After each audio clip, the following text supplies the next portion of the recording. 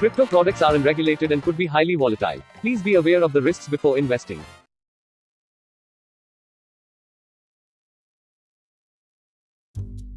जब मैं तेरी उम्र का था ना, तो एक successful career, long term planning सब रेडी करके रख चुका था। और एक इन महाराज को देखो, पूरा दिन फोन में लगा रहेगा। दैट प्लानिंग तो मैंने भी कर रखी है, Unocoin के साथ। नए जमाने के साथ नई चीजें आजमाएं। Looking for bitcoin? Download the Unocoin app.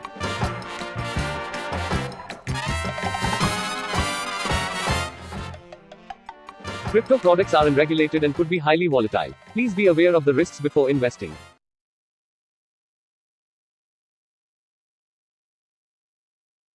Guys, we really need to work hard. This wasn't a good quarter. Tell me, are you happy with this? Yes! Unocoin. Want to earn Bitcoin? Just grab your phone and shake it. Download the Unocoin app.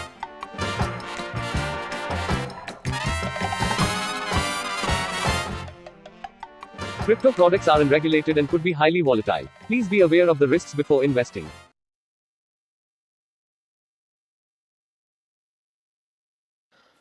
Bitcoin.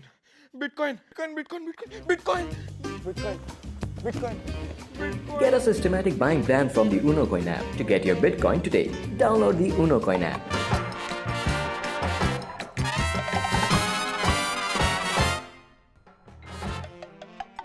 Crypto products are unregulated and could be highly volatile. Please be aware of the risks before investing.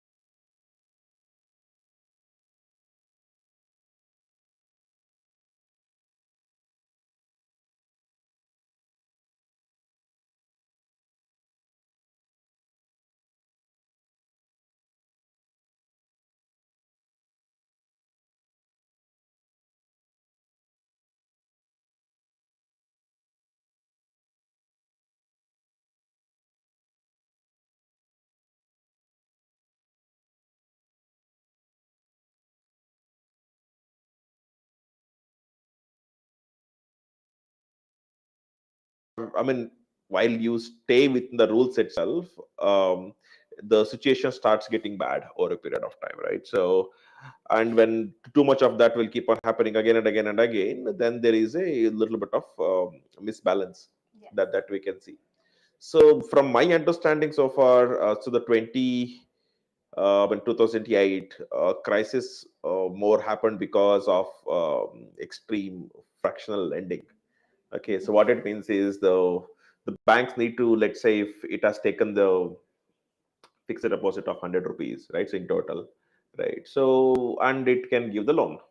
Let's say initially it gave the loan of 80 and it's holding the 20 back, right?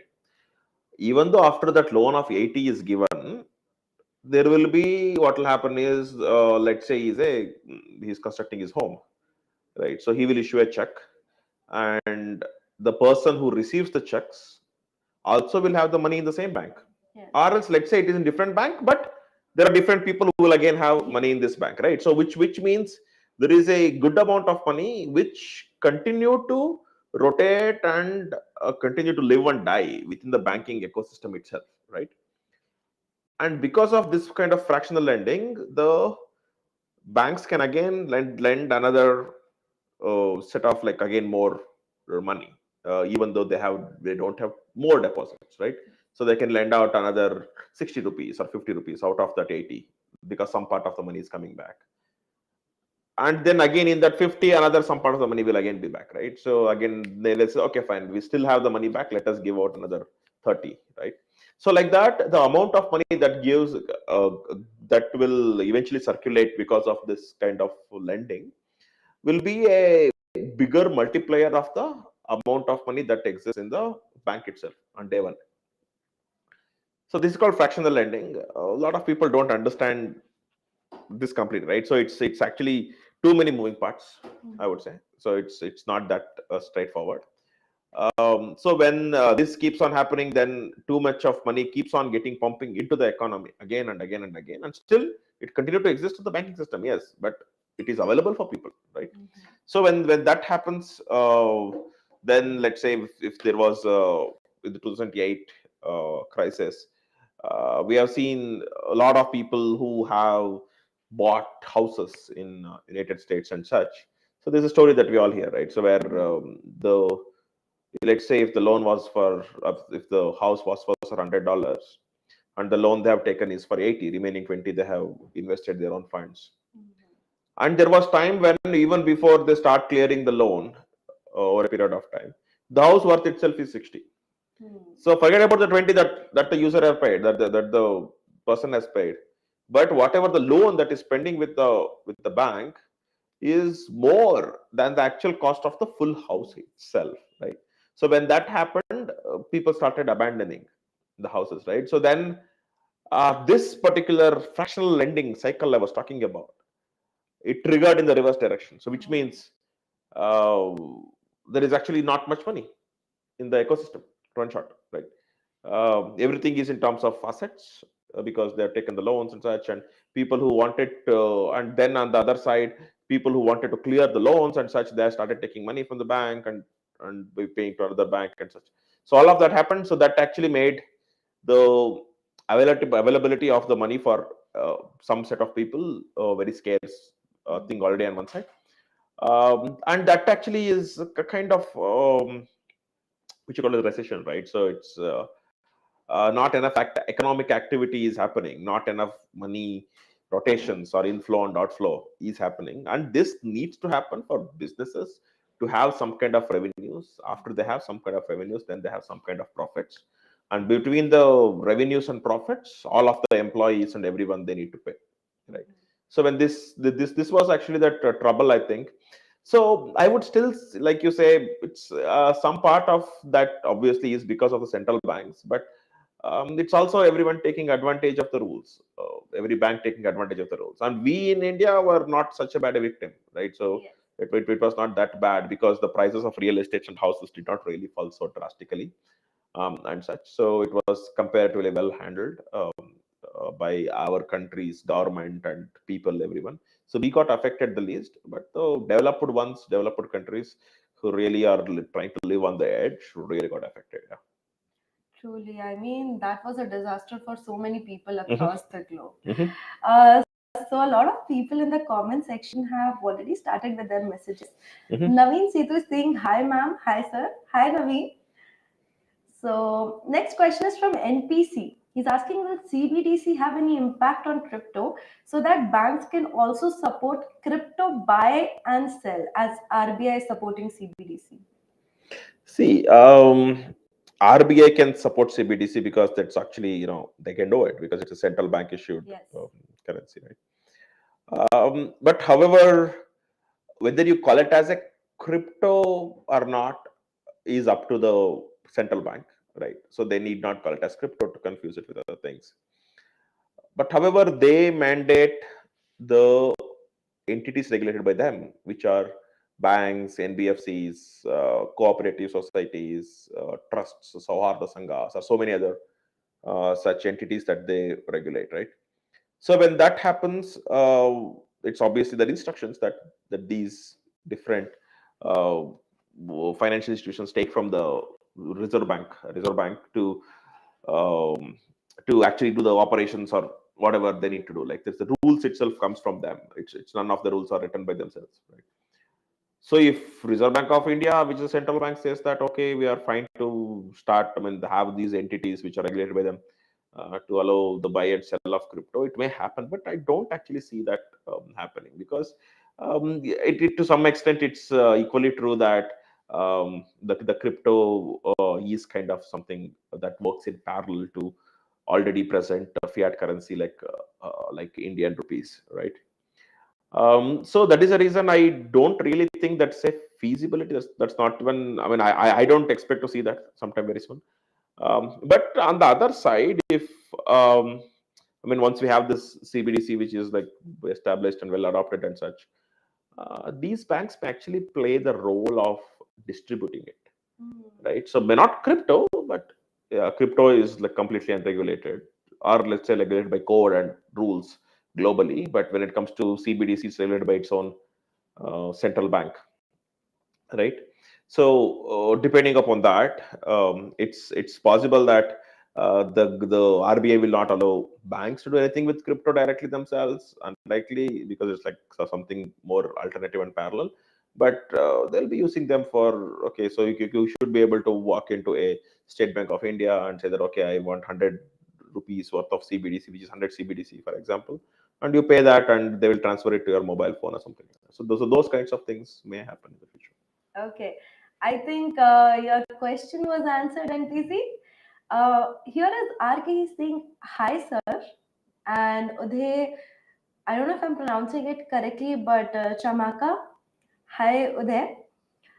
RK is asking, ma'am, can you read my SMS if you are live? So I think he wants to check if we are actually live, or if this is a recording. No, RK, we are actually live and we can read your messages. So Uday here is asking, when will Unocoin be launched? I think he's asking about Unocoin. Unocoins, coins, it's by itself. I mean, that's a question I think that almost in every AMA that comes up. When we actually named our company Unocoin, we never thought people will ask this question, right? So in 2013, I think at that time we had Bitcoin, we had Litecoin, and we also have Dogecoin. Just in that same year, it's kind of, I think after the apart from these three, there was one called DCB or something. Yeah, something like that was there, right? So apart from 4 or 5, we have never heard of anything else at that point of time. We never thought a common man or a normal companies will start issuing their own tokens and coins. Else we could have thought of maybe a different name, I guess. But however, we love the name, right? So keep it aside, yeah. But right now, we don't have the immediate plans of launching it ourselves. But we'll, of course, given that the number of people who are asking, maybe it is something we should consider a little bit more strongly than how we have considered it right now. So maybe it will happen maybe in a couple of years or so. I mean, not too sure. But that is something we don't want to do in a hurry, in such a way that we don't provide the proper utility and use case around that particular coin. And we just don't want to launch it for sake of launching it. We have also seen a lot of other exchanges launching their own coin, but the only utility that they were able to bring up is, okay, get rebate on the transaction fees, or get or pay the transaction fees using these kinds of coins. That's pretty much it, right? So we see this should be a little bit more wider use case, or wider so ability to do something else, right? Kind of thing. Than just use it on the exchange. If at the end it has to be used on the exchange, then why launch it as a coin? We can just launch as a reward points or something else and still be able to do the exact same thing. So yeah, I mean, once we identify that it can be, I mean, we'll be able to serve, because that's a kind of parallel business by itself, just so you know, right? So the running exchange is one thing, right? So then if you have a coin, then there is more responsibilities that comes along with it. So yeah, if it happens, it happens. Maybe it happens sometime. And I think surely our audience is going to await that day. Sure. Okay, the next question is from Don Pablo. He's asking, the instability of cryptocurrency poses a challenge to central banks. Are regulation and stable coins the right response? Wow. Okay. I think the crypto is speculative in nature because the technology itself is speculative for time being, right? So it's not much you can do right now, and I don't think you can do it anytime, right? So it's because you, as long as you are speculating on the utility part of it, in the future it will continue to be speculative, right? So I mean, like yesterday to today, there is some percentage of difference, plus or minus, and tomorrow it will be there, etc., right? So it's not moving in any kind of stable manner. So yeah, keeping that aside, given that it's like, okay, it exists, right? And the existence of the volatility or the speculation is also one of the reasons why crypto is popular today, right? Yes. So how many people actually were so excited about, say, artificial intelligence before a few months ago? Not many, right? So people, I mean, the technologies were there. They might have felt it, saying that, okay, my God, like how is this Amazon able to give the such a good suggestions that this is what I want? I mean, yeah, they were using it, but there was nothing exciting about it, right? So when it comes up, then it will take its own path to reach everyone. But comparatively, when it comes to crypto, it is more accessible by everyone, right? So it's accessible by everyone since day one. So whoever want to get in, and including whoever want to get out, there is usually a easier way for them when it comes to crypto industry. Given this, it's like speculation is definitely there. It makes it popular. It brings some kind of fair prices to the market. It creates some kind of liquidity so that if someone want to take a bigger bet, so those things are available. So not like in AI. Let's say if you want to invest in AI, what you need to do? Maybe you have to invest in a startup itself, in a business itself, or create one yourself, right? So you cannot be a small part of this entire big thing, right? So, but as compared to the cryptos, even if you have, say, 1,000 rupees or 10,000 rupees, you can take that particular money to actually take the required exposure and see if you're able to earn money from it, etc. Right? So that easy methodology is not there for even, say, robotics. I mean, what will you do with robotics? So today, let's say you believe that, okay, this robotics can actually like revolutionize maybe in 20 years down the line, right? Your prediction is maybe true, but what can you do about it today as a common man, right? So you cannot do anything about it today. You have to just wait and watch, saying that, oh, okay, I saw it in the newspaper that this is able to do, the robots are. So you'll only become a spectator, right? So but when it comes to crypto industry, I think we are actually lucky that um, if there is something like a particular project which is trying to do something, that people can actually take that particular risk, invest into it, and see if their the ability to and make profit out of it because of that correct predictions. So all of that happens, and usually the crypto market moves really fast as well. So a lot of times it's equally true that you're not waiting for 5 years, 10 years to know whatever you did was correct or not. It's usually like months most of times, right? So yeah, that's definitely on one side. We have speculation; it cannot be avoided, and it's giving access to everyone. But on the other side, when it comes to the stable coins, right? So I would say stable coins is just the digital representation, but it exists on the blockchain, right? So generally speaking, it's supposed to be regulated, right? Because they are supposed to have the required backing, right? So if let's say if I want to release a stable coin in US, so if I'm releasing 1 million units of something, which is representing each unit representing $1, then I'm supposed to have the $1 million in money as money in my bank account, which is backing it, right? So it's kind of regulated already. So now the tricky part that we will have to look into it a little bit deeper here is, okay, so right now USDT, like or BUSD or USDC, so many of them, right? So these are all belonging to different countries. Yes. Okay, so does that regulation, we are believing that okay, that particular country is doing it right, they're taking care of the right steps, etc., and I'm trusting here and actually trading it. So we don't have the specific rules for how to trade or what not to do with stable coins yet. So right now, the view of the regulators, including Reserve Bank of India, they're not distinguishing, being that okay, this is a layer one, this is the layer two, and this is the smart contracts capable, this is the token, and this is NFT, and this is stable. So that differentiation is actually not there yet, right? So all of that combined, they're calling it as crypto or virtual digital asset, and that's kind of thing, right? So going forward, if it can get its distinction and have the little different rules, that is still okay. That's not really bad. But right now, the amount of information that is available for being in this country and what goes on in other countries, but not much I can do directly, right? So, for example, let's say the issue of FTX, right? So, if I was the user of FTX and if that entire thing collapsed, then I'm just one of the victims, right? So I have to just wait in the queue as a creditor and hope that I'll get some money out of the remaining ruins, right? So, but as comparatively when it is within India, then we have better hold saying that, okay, like you are supposed to be this because we both are bound by the same rules and regulations. So, and especially these kinds of agreements and such things as well, when it comes to crypto, will actually become weaker, right? So it's not much they can do. And even there is actually fractional lending, right? So the same story that I was telling about happens. So especially here, you can create one coin using another coin by masking it or by putting that into some kind of smart contract which gets locked, and it'll spot order can be issued to design. It can be designed to issue new set of coins, right? So whenever those things happen, and especially when you can issue your own coins, I mean, one of the reasons for that is FTX, right? So FTX collapses that. So it's their own coin value drop to such an extent that the loans that they have taken using that, all of them started getting liquidated, right? So it's as simple as that.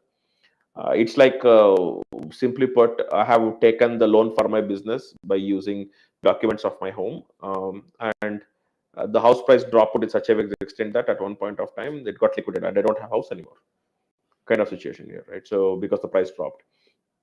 So yeah, I think the regulators doing anything specifically to regulate stable coins of other countries, it's unlikely to happen, but it's possible that whichever countries these stable coins are getting issued, if they actually perform the proper regulations there, having one of the regulators being involved, whoever is responsible, which actually would be better, right? So the speculation you cannot avoid, regulations it can only be restricted to the country of issuance, I think.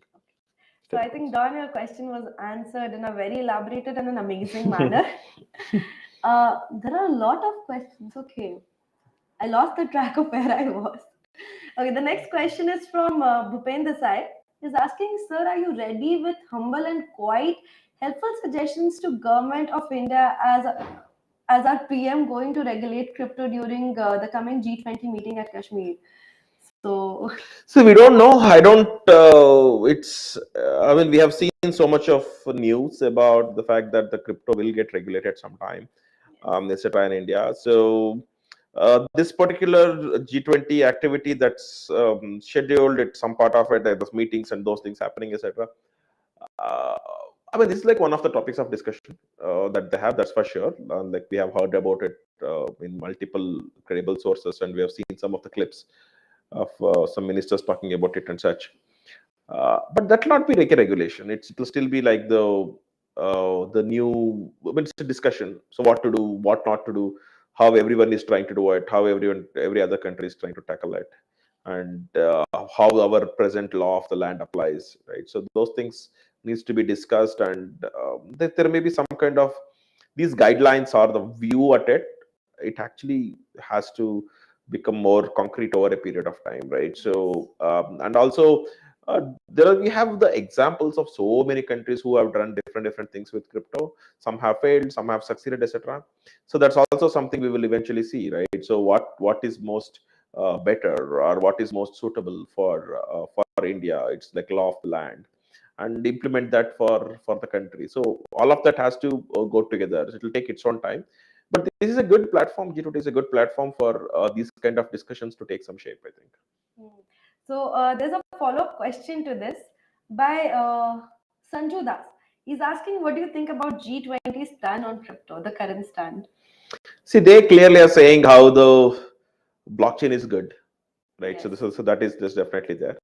And when it comes to crypto, the general view of the people or the members of G20 is that, okay, how can I stop the usage of crypto so that it won't help illegitimate activities? That's the bigger view of G20. So someone doing properly whatever they need to do. I mean, if I have the money, I have the right to invest and such. And if I have the skill set, I have the right to get involved in this kind of industry. So all of that is not getting stopped. But the government and in fact, including RBI, so they are more like warning, saying that, look, this is risky in nature. You could actually burn your hands. Be careful with whatever you're doing. So all of that is, of course, true, right? Because we have seen so many of the examples ourselves where they just don't follow the simple principles of investing, and they don't do the and they just want to say, okay, all in into crypto, all in into something else, all in into some kind of random altcoins and such. So that actually like really ruins their life if the prediction is really wrong, right? So as long as someone is taking the healthy exposure of, let's say 5% or maybe maximum of 10%, generally it has given them uh, a better profits and such. So I don't think G20 will take any kind of view that okay, even this should not be possible, right? So that is the risk that that an investor should be allowed to take, right? So but investor should be responsible. I don't think government can do anything much about it, right? So yeah, it's their view is to how to stop it from illegitimate usage when using it for any kind of illegitimate purposes, and then eventually it will come down to what other bigger countries or the developed countries are doing it and what it can be implemented here, what has worked, what has not worked. So their view, of course, is between neutral and positive, right? And the reason why it is not fully positive is there are questions unanswered, right? So we don't have the answers yet, right? So it will only time will tell the answers. So I think Sanjeev, you got your answer. Next is okay. This is next is NPC again. NPC is asking, as crypto exchanges are dependent on banks, can we see Unocoin having a banking license to make INR payments smooth for all users of India crypto community, irrespective of exchange used? No, I think it's like I was saying, it is little, the crypto and the normal RBI regulated entities are a little bit parallel in nature. They cannot be so tied up hand in hand because both of them uh, have little bit of views which are conflicting, right? So and on the other side, we as Unocoin, I don't think we need any kind of banking license, right? So we do work with multiple banks, and they are completely cooperative with us in helping us get the money from our customers, and also whenever we need to pay money to the customers, whoever are withdrawing it, they help for that as well. So if I'm getting the question right, because we have good banking relationships, I think this user want us to provide the banking like services for not only Unocoin but for other exchanges also.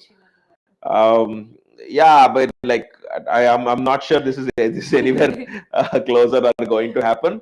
But yeah, I recognize the question, and thank you for showing the trust that I mean, where you think that we'll even be able to serve our competitors, competing customers. So instead, maybe we could say that, I mean, if there's an issue is there within any other competing exchanges, they're definitely welcome to Unocoin and try it out. Absolutely. I think, yeah. And the way he's putting things together, there's another guy who came up with a similar, I think, notion. Here it is. Sunil Pandit saying that, like USDT, can there be an INR coin? There could be someday, but we actually, I mean, if you've seen deep depth, I actually don't see the reason why it should exist, Yes. right?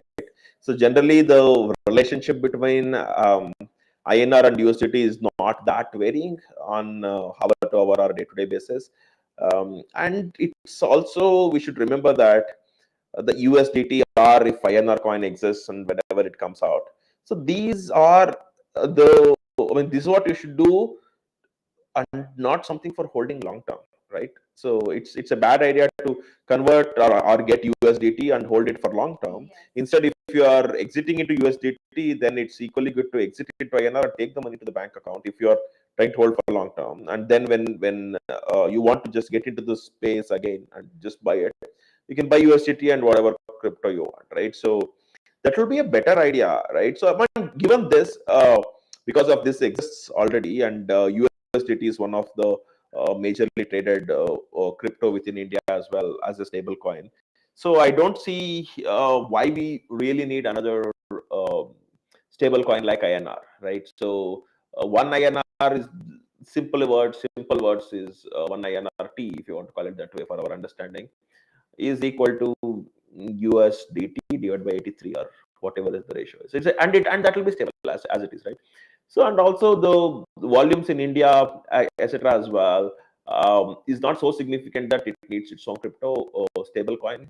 So Yeah, I mean, it's not only like USD. I mean, USD variations are there, right? So BUSD, USDT, USDC, etc.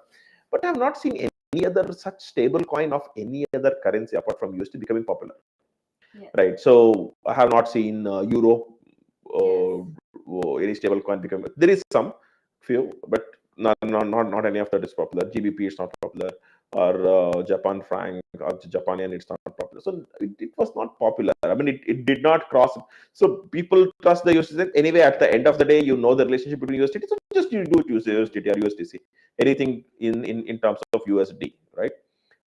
So they just try to restrict it themselves. So even if someone launches it in India or figure out some way to launch it, I am not too sure how much of the traction that people will eventually get for it, and it will only be not a good, I mean, not a really good idea, right? So INR works in a different way as compared to USD and such.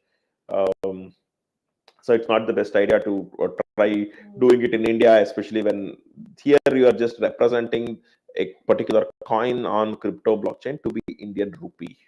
It could be little tricky in compliance as well, I think. Yes. I think that makes total sense because, of course, when there is a CBDC already in existence, which I think kind of represents rupees in a digital format, I don't think there's a need for maybe an INR USDT similar Yeah. thing. So for an example, in US and all those countries, right? Sorry. So the way the banking works is a little different. Sometimes it takes hours, sometimes it takes 1 or 2 days between one bank to another bank. So whenever these kind of transfers need to happen and such. And there are also so many other countries who are also using USD as their legal tender. Like, so Yeah, not US USDT, dollar. is actually US US dollars. dollar. So in those things, yeah, it of course makes sense. I think. I mean, in India, we are so lucky that you have very fast payment rails already. Use IMPS, UPI, etc. Then, like, I mean, what is the difference between INR on blockchain, which you can use to do transfers from one place to one place, or the INR on UPI network? Yeah, Same thing at the end, right? So anyway, it's not going to someone else, which you know whom you're paying and you're receiving and such. So the real utility, I actually continue to see it to be lesser. Um, you can just, for the sake of doing it, you can, but what is the use of doing it, right? So you can, of course, say use the money, send it through UPI and instantly, I mean, to an exchange or to the platform, or do IMPS or NEFT, and instantly buy what you want, crypto, right? So that's exactly what USDT also let you do anyway, exactly. right? So, and actually, then when INR, these Indian rupees start going to other countries, it will again become confusion because we have something called capital control and those things. Yeah. Right? USD can, and there is like it only confuses, right? So that becoming popular and big, not I don't think so, right? Yeah. Someone can launch it, of course. For it to become popular, things should actually, we call it as the stars should align. That may not Yes. happen. Okay. So, Satvik, central banks use a lot of monetary policies to control the value of currency related to other currencies in relation to other Mhm. currencies. So, how does this entire thing work when they are trying to, control the value of their currency as compared to the other currencies? Yeah, I mean, they usually have multiple methodologies, I think. So one of the things they actually do when they, depending upon, let's say, the relationship between INR and USD, right? So sometimes it has to control it. It's the responsibility of Reserve Bank of India to have some kind of healthy conversion factor between the two, and it's the duty, actually. It's an obligation, right?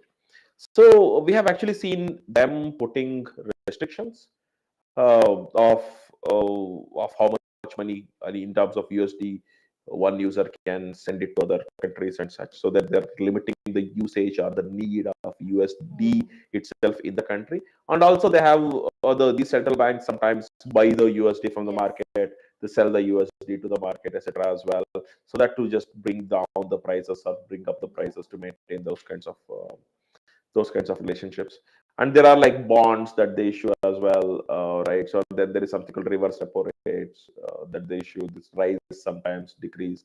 So all of that, there are, like, I would say, different types of cog wheels in a machine. So they rotate these at different times depending upon the situation to stabilize the rupee to any other currency in a manageable and acceptable manner. It is just like if you rotate one, other will rotate, kind of thing. So you have to figure out which you want to rotate to what extent to eventually change a new status quo. It's just correcting a status quo kind of thing. So make it as a better thing. So that's how I say it. So guys, we're going to take a short break. Please don't go anywhere. Keep asking your questions. We'll be here in no time. So see you in like 5 minutes.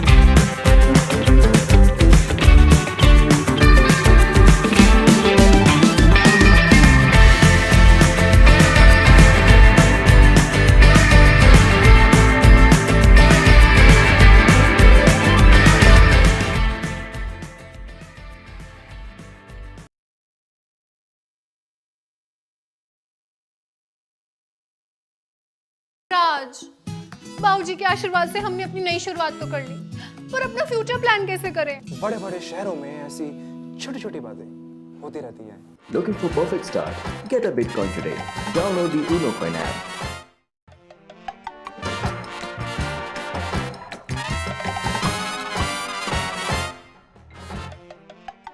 Crypto products are unregulated and could be highly volatile. Please be aware of the risks before investing.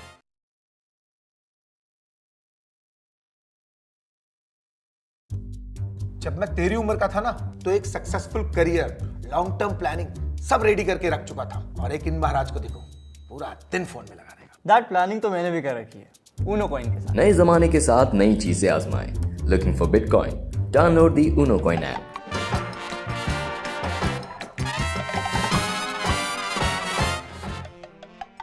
Crypto products are unregulated and could be highly volatile. Please be aware of the risks before investing.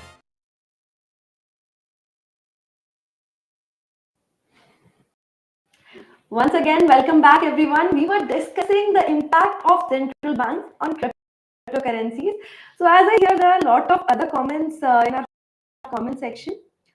I think a quick follow-up on what we were talking about, stable coins and everything, and regulatory authorities around it.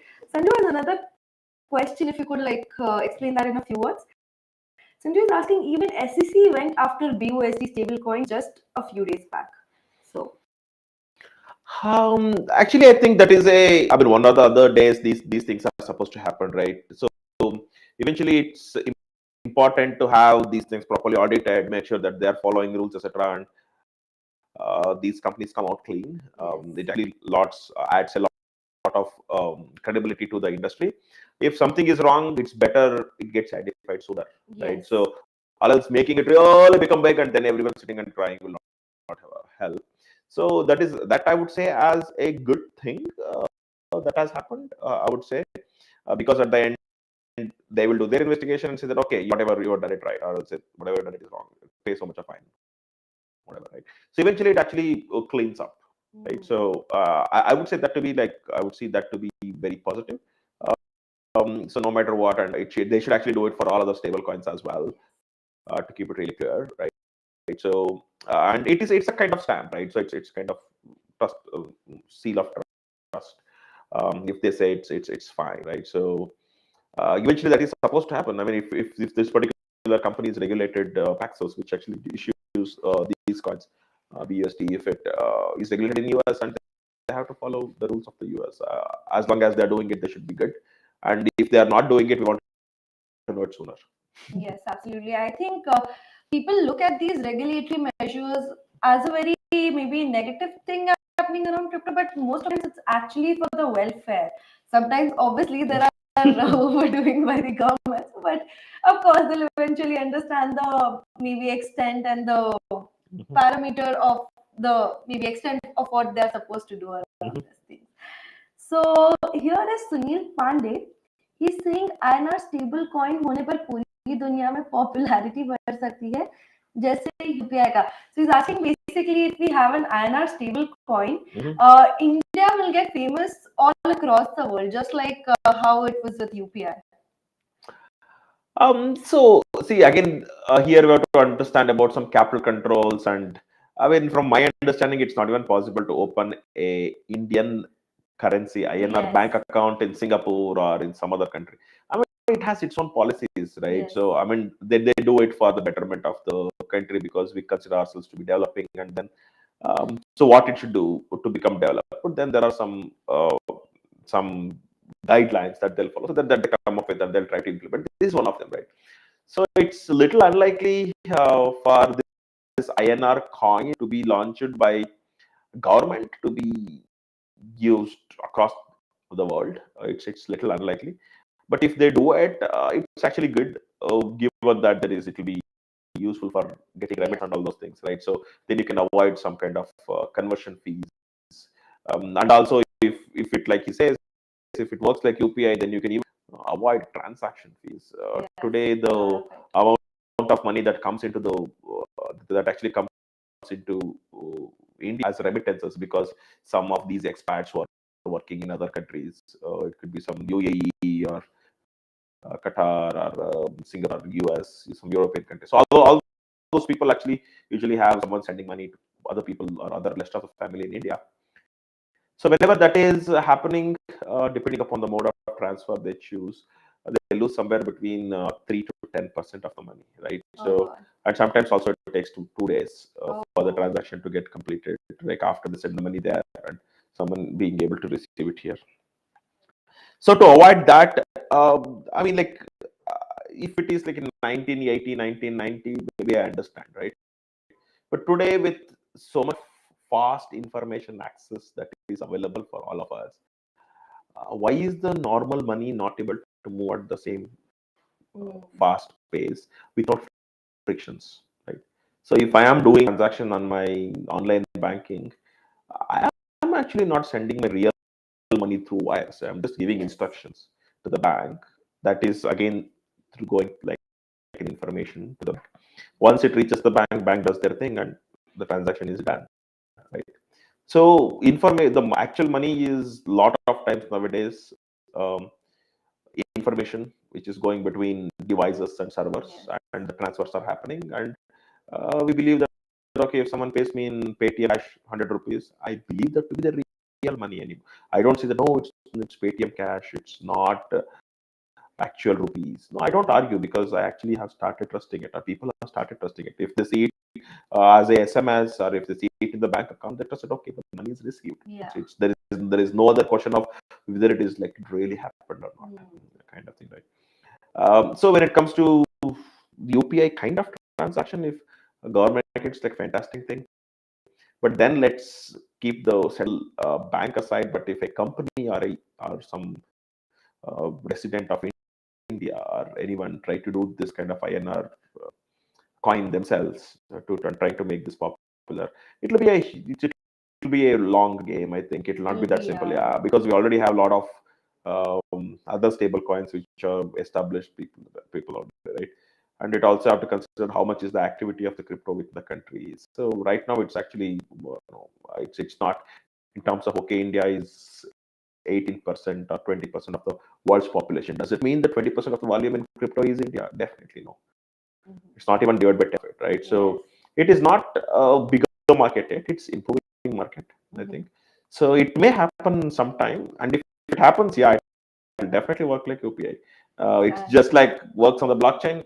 That just like take it, give it wherever to wherever, just like breeze. Yeah, and I think that will be a good move for people to start understanding crypto, looking at a closer picture, like, okay, this is how this thing functions. Do you think how, I really don't know, I cannot imagine if such a thing happened, which is very like imaginary right now for us.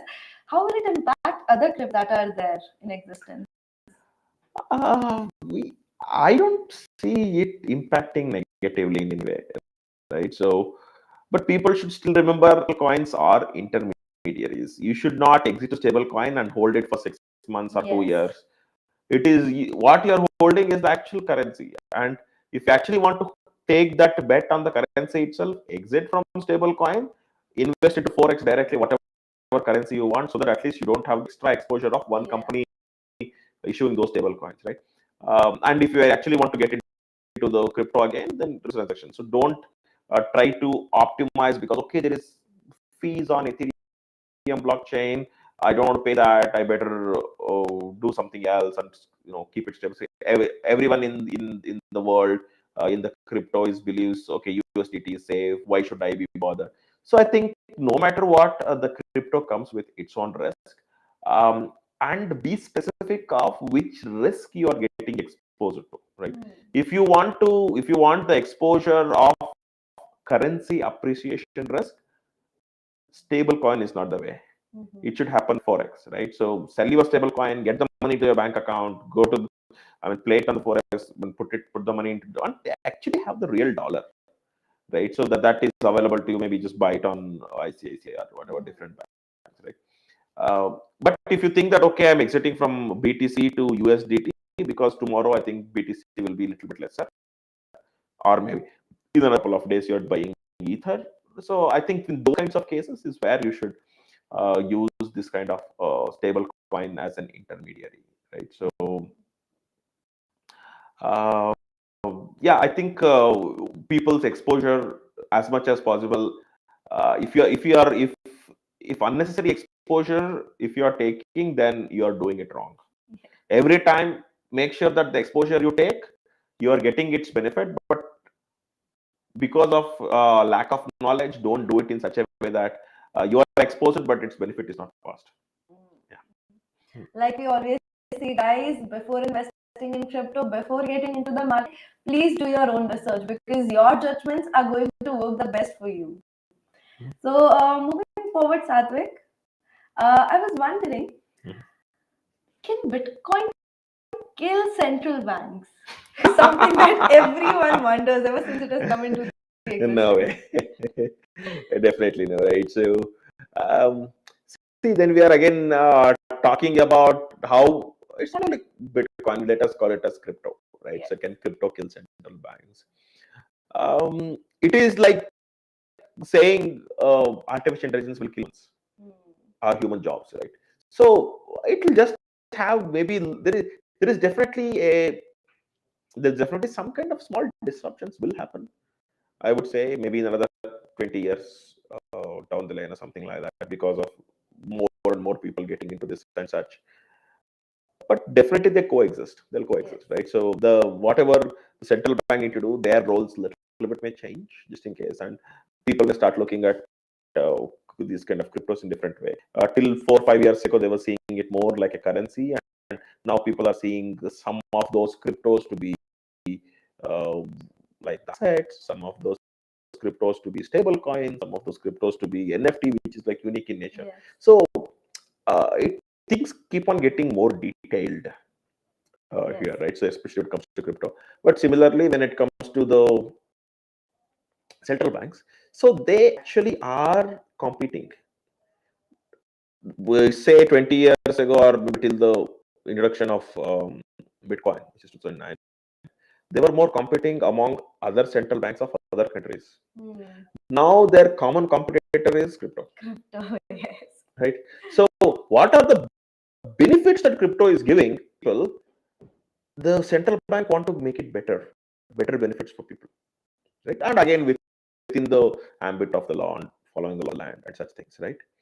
And I would say in this aspect, we Indians kind of have one hand stop, like making it like really good. The amount of new things we have developed when it comes to payment rails and the way people are doing especially within the last 10 years, right?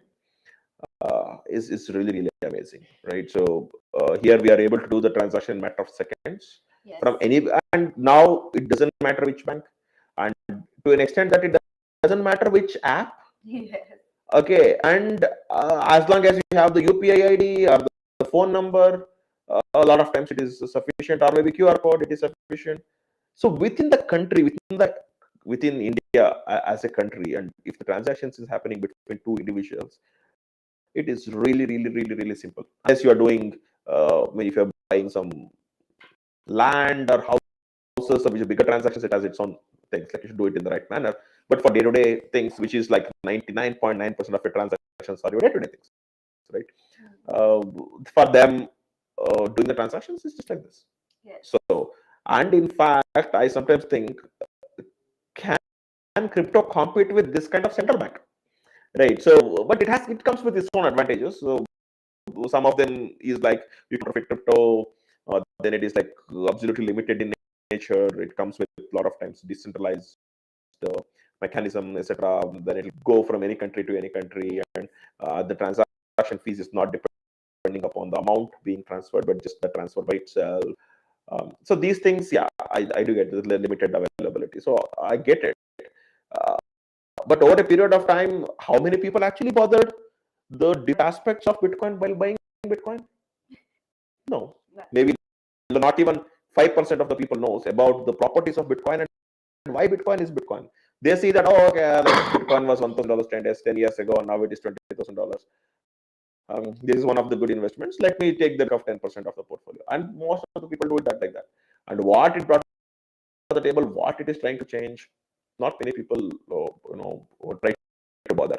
So yeah, I think in simple words, it will be a parallel things. So what crypto can do is somewhat little bit different. What Reserve Banks or Reserve Bank of India or central banks can do is somewhat different. But the good thing I can tell is, because there are two like different, both will become better.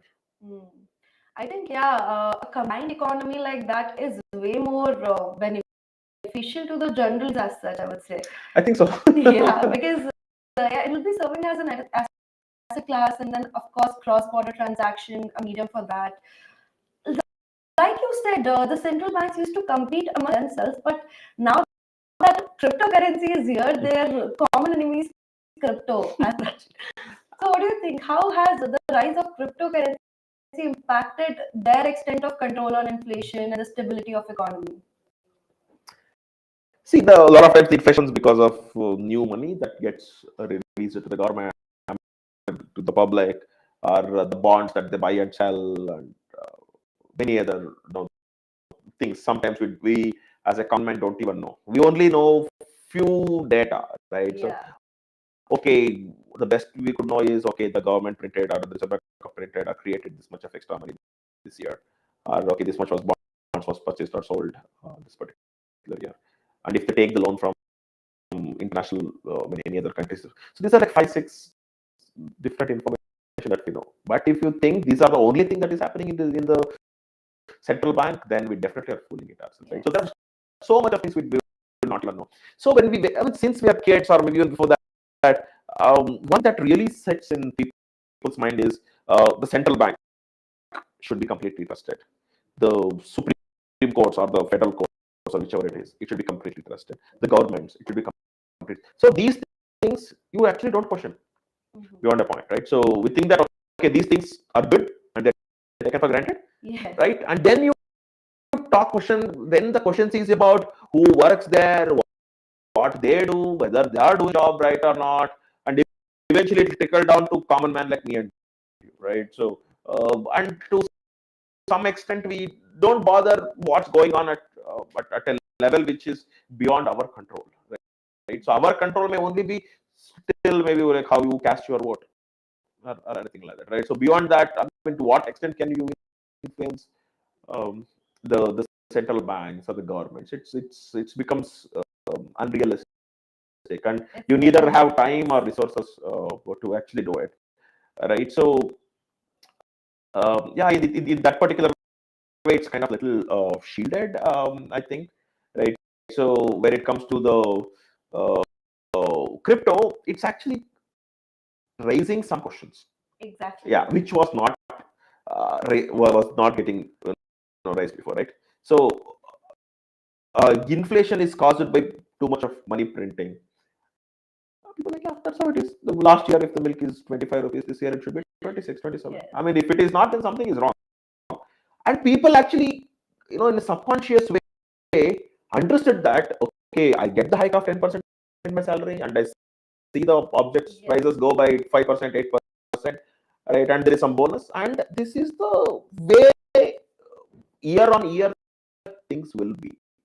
Didn't question, okay, I'm getting high because of my say experience, but why objects are going to become costly? Exactly.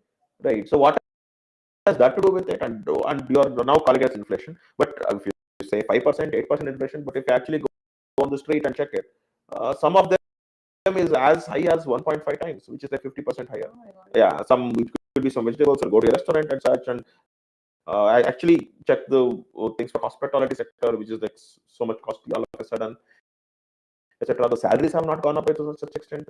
Only the expenses are going up, especially it's to the extent that the government puts forward saying it's inflation. The rate at which we see the price of things going up, this price of going up is higher.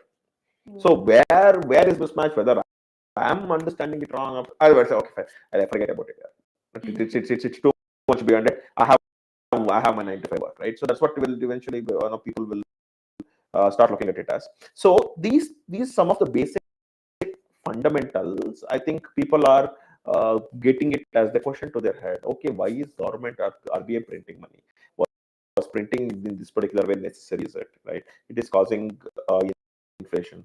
Why the counterfeit currency still exists? Like, so why everyone is? I mean, why it should ever be even exist? Like, it should not even exist, right? So okay, and when this thing comes is when you have a parallel which achieved the problem of this, which solved the problem of this. So we're looking at it, it's impossible to counterfeit Bitcoin today.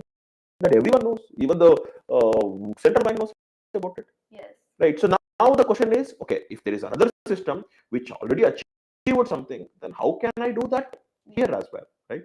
So in that way, it's actually helping to make things better. And if you're talking about crypto, how many people in India are involved? Maybe 2%, 3%. What about 97%? Yes. And this 3% again is using fiat also, not just crypto, right? So 100% is using fiat, right? So, but this is giving them a better perspective of, okay, this could be a better system. And today, why the prices of crypto have increased to such an extent that people actually start seeing the difference. So this could actually be the future when it comes to internet transactions and such, because the way in which the central banks work, at least till few years ago or maybe 10 years ago, it was very slow, right? Yes. So the lot of the rules that our Reserve Bank of India follows today is same since 1937 or something like that. I mean, like, even my grandfather was not born at that time, right? So it has to change. In crypto, it changes like every month is changing, every week it's changing. But their decades itself is not helping them change, right? Because once they formed it, they think that, okay, this has worked so far, but does it work forever? If you have a better one, no. People actually need the required corrections. It has to keep on getting things right. So instead of competitor, I would say in an invisible way, it's collaborating between these two and actually helping both to become better at what it is. And within this kind of information age where people are using smart devices and have free access to internet and everything, the development has to be faster. You cannot develop at the same pace of 1930 or 1950 this year. Obviously it should be much faster. You should have got your acceleration by now, right? So it should be faster. Absolutely. I think speed is something that our Indian government needs, not just in terms of economy, but in terms of a lot of other things and other policies as such. Well, I'm not going to bring and discuss all of those things. So, another follow up question to that. A lot of people wonder when CBDC was launched. I presume we already had a session, an AMA session, extensive one at that around CBDCs.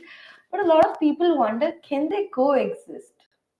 Yeah, definitely they can, right? So this is just another form of holding the money and transferring, right? So can Paytm coexist with normal banks that already exist? Yes, they're there are slightly different purposes, but transactions is possible in both places. Yes. You can save money in both places, etc. So in the similar way, the CBDCs that the government is trying to launch, and it actually launched some to some retails, and business already have access to it, and it's trying and such.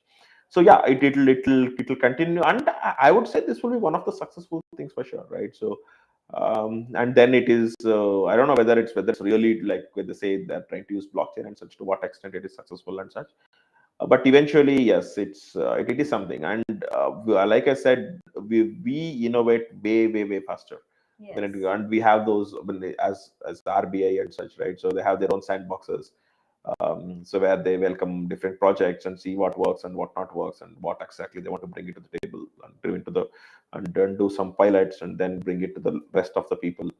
So in that way, I think it has become faster. I definitely don't think this is the pace at which our central bank, like which is Reserve Bank of India, worked more than a few decades ago. I think it's getting pushed to make it better for Indians, make it better, and we have been a lot better. It's better than many of the best already in the world. So yeah, in that way, we actually should be very happy when it comes to the fiat and the transactions. When we are living in India, we call this to be our country. But when it comes to crypto, it's just not for Indians. There are so many countries which really badly need them because of the mismanaged funds, mismanaged inflation, lot of bonds, and like so many things going wrong in those countries. And for maybe about 100 of such country names also, we don't even know, we don't even remember. We have 200 countries, 200 plus countries. How many of them we remember? How many of the names we know? We only know which are developed, which are really good, right? Developing ones which actually are in the news, but there are others are literally struggling, and wherever things really go wrong, they have ended up relying on United States dollars, and very few of them, like El Salvador, have said, okay, fine, we actually, we are trying it with Bitcoin as a legal tender and taking it forward, right? So whoever are failing want to depend on this, so that anyway their own way in which they want to maintain economy failed. It did work anyway. So if Bitcoin can work on its own in a decentralized manner, why not just depend upon it? So that is a kind of attitude some of the smaller countries who have failed economies have taken. And but we don't know whether it's right or wrong. Let the time have to tell. I guess so. I think, yeah, totally. Time will tell the potential of crypto like it has in the past decade already. So let's just hope for the best, guys. This was an amazing session. It was really insightful, Satvik, with you. And guys, your questions were amazing. Keep your questions in your boxes. We are going to come back again on Tuesday on Twitter Spaces. Do not forget to tune in right at 5 p.m. See you, everyone. Thank you, everyone.